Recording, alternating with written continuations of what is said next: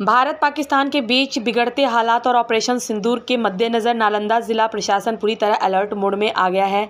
DM Shashank Shubhankar ने press वार्ता कर बताया कि राज्य सरकार के निर्देश पर सभी सिविल और पुलिस कर्मियों की छुट्टियां तत्काल प्रभाव से रद्द कर दी गई है। सभी को मुख्यालय में मौजूद रहना अनिवार्य होगा। होटल और लॉज में पहचान सत्यापन अनिवार्य। डीएम ने कहा कि जिले के सभी होटल और लॉज संचालकों को निर्देश दिया गया है कि ठहरने वाले हर व्यक्ति का वैध आईडी कार्ड और फोटो से मिलान करें। किसी भी संदिग्ध गतिविधि या व्यक्ति की जानकारी तत्काल स्थानीय थाने को देने के लिए कहा गया है। सभी एसडीओ और थाना अध्यक्ष होटल संचालकों के साथ बैठक कर दिशा निर्देशों का सख्ती से अनुपालन सुनिश्चित करेंगे। साइबर कैफे में बिना पहचान सेवा नहीं। साइबर कैफे को लेकर भी विशेष सतर्कता बरती जा रही है। डीएम ने बताया कि कई बार फर्जी पहचान वाले लोग कैफे का उपयोग करते हैं, जिससे साइबर अपराध की आशंका रहती है। सभी संचालकों को आईडी कार्ड लेना अनिवार्य किया गया है। अनुमंडल और थाना स्तर पर साइबर कैफे संचालकों के साथ बैठक कर गाइडलाइन दी जाएगी। खाद्यान्न वितरण की विशेष तैयारी, कालाबाजारी पर नजर। केंद्र सरकार के निर्देश पर अगले 2 माह का अनाज एक मुश्त ज़रूरतमंदों को देने की योजना बनाई गई है। इसके लिए ज़िले में विशेष लॉजिस्टिक्स और ट्रांसपोर्टिंग प्लान तैयार किया गया है। डीएम ने स्पष्ट किया कि आवश्यक वस्तुओं की जमाखोरी करने वालों पर प्रशासन सख्त कार्रवाई करेगा। सभी एसडीओ को होलसेल व्यापारियों के साथ बैठक कर निगरानी बढ़ाने के निर्देश दिए गए हैं। अग्निशमन वाहनों को किया गया एक्टिव। जिले में मौजूद सभी अग्निशमन वाहनों को अनुमंडलों और थानों में तैनात कर दिया गया है। ड्राइवरों के नंबर अधिकारियों के पास है ताकि किसी भी स्थिति में तत्काल रिस्पॉन्स दिया जा सके। स्थिति सामान्य अफवाहों से बचे। डीएम ने साफ किया है कि जिले में कोई पैनिक की स्थिति नहीं है। सभी कदम एहतियात के तौर पर लिए जा रहे हैं ताकि किसी भी स्थिति में तेजी से कार्रवाई संभव हो। उन्होंने लोगों से अफवाहों पर ध्यान न देने और प्रशासन का सहयोग करने की अपील की। साथ ही बताया कि जिले में खेलो इंडिया गेम्स भी पूरी तरह सामान्य रूप से जारी है।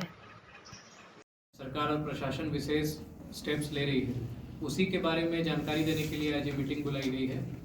बिहार सरकार के सभी सिविल और पुलिस कर्मियों का छुट्टी अभी रद्द किया गया है।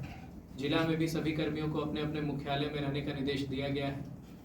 इसके साथ ही कुछ एहतियात के निर्देश दिए गए हैं। अभी जस्ट हम लोगों ने सभी बीडीओ, सीओ, थाना प्रभारी, एसडीओ, एसडीपीओ को निर्देश दिया है।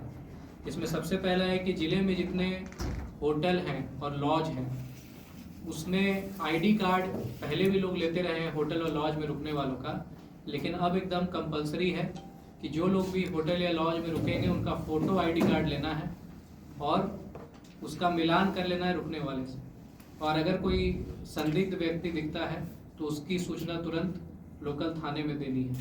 पहला ये निर्देश है। अभी आज से कल तक सभी हमारे एसडीओ, एसडीपीओ और बीडीओ, सीओ, थाना प्रभारी सभी छोटे बड़े होटल लॉज के साथ मीटिंग करेंगे और उनको ये निर्देश मिल करके बता देंगे कि आईडी कार्ड लेना और आईडी कार्ड का मिलान कराना कंपलसरी है। उसी तरह जितने साइबर कैफ़े हैं, अब साइबर कैफ़े अधिकतर लोगों के मोबाइल में इंटरनेट है, लेकिन फिर भी साइबर कैफ़े का यूज़ किया जाता है और कई बार ऐसा देखा जाता है कि जो लोग पहचान में नहीं आना चाहते हैं वो साइबर कैफ़े का ज़्यादा इस्तेमाल करते हैं। तो सभी साइबर कैफ़े वालों को भी निर्देशित किया गया है कि जो भी साइबर कैफ़े का यूज़ करने आएगा उसका आईडी कार्ड लेना है और उसका चेहरा से मिलान करना है। इसके लिए भी सभी अनुमंडल और थाना स्तर पर मीटिंग साइबर कैफ़े के साथ की जाएगी और साइबर कैफ़े मालिकों को इसके बारे में जानकारी दी जाएगी। भारत सरकार ने निर्णय लिया है कि खाद्यान्न अगले 2 महीना का एक बार में बढ़ जाना है, तो उसके लिए जिला में विशेष तैयारी की जा रही है। एक साथ ही अगले 2 महीना का खाद्यान्न सभी लाभुकों को दिया जाएगा। उसके लिए ट्रांसपोर्टिंग और सारा अरेंजमेंट किया जा रहा है।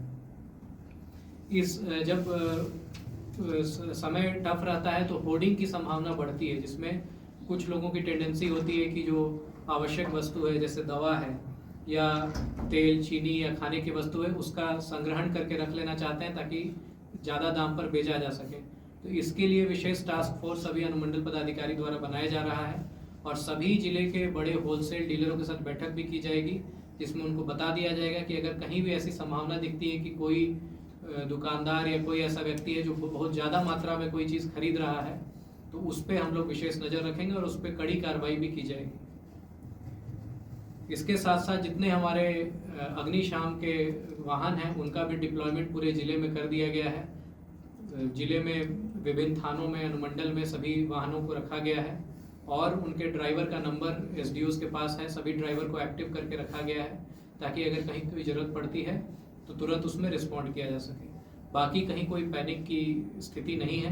ये सभी जो स्टेप्स लिए जा रहे हैं एहतियात के तौर पर लिए जा रहे हैं, कहीं कोई पैनिक की आवश्यकता नहीं है।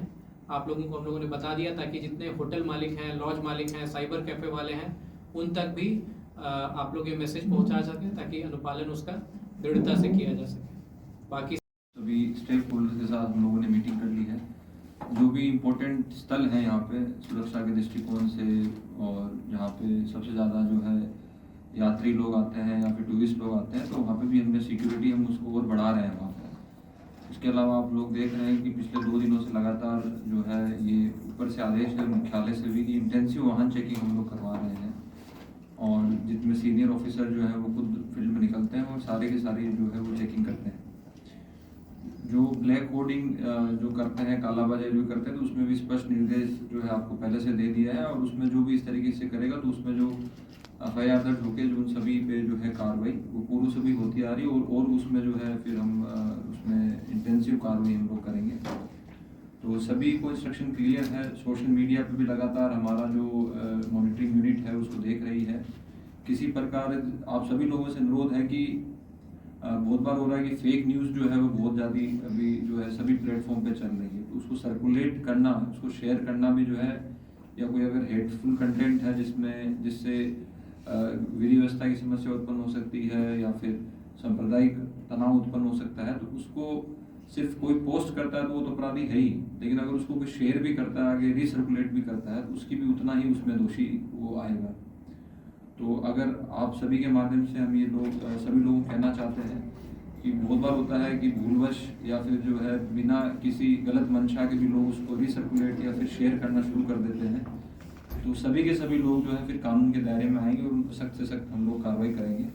तो सभी लोगों से ये आपके माध्यम से अनुरोध है कि किसी प्रकार की भावनाओं में बह के कोई जो भी प्लेटफॉर्म है वहाँ पे कोई भी कमेंट आप लोग मत करिए, क्योंकि जो भी कमेंट किया जाता है वो वर्चुअल स्पेस में सब उसको देख सकते हैं, और उसका क्या अर्थ निकाला जाएगा और उससे क्या उसका जो है प्रभाव पड़ेगा, तो उससे क्या समस्या उत्पन्न हो सकती है, ये हम सभी लोग जानते हैं। पूर्व में भी ऐसी घटनाएं हुई हैं, तो इसी के लिए हम पूरी तरीके से सजग हैं और हमारी तैयारी एकदम हम पूरी तरह से तैयार है। सर, साइबर अटैक से बचाव को लेकर क्या निर्देश दिए जाएगा? देखिए, उसके लिए जो I4C है भारत सरकार की, जिसमें इंडियन क्राइम कोऑर्डिनेशन सेंटर एक संस्था है जो गृह मंत्रालय के अंतर्गत आती है, उनके द्वारा एक डिटेल SOP जो है वो हम लोगों को दी गई है, और हर जिला में जो DSP साइबर है वो उसके नोडल ऑफिसर हैं, और उसकी SOP का हम कंप्लायंस हम लोग कर रहे हैं।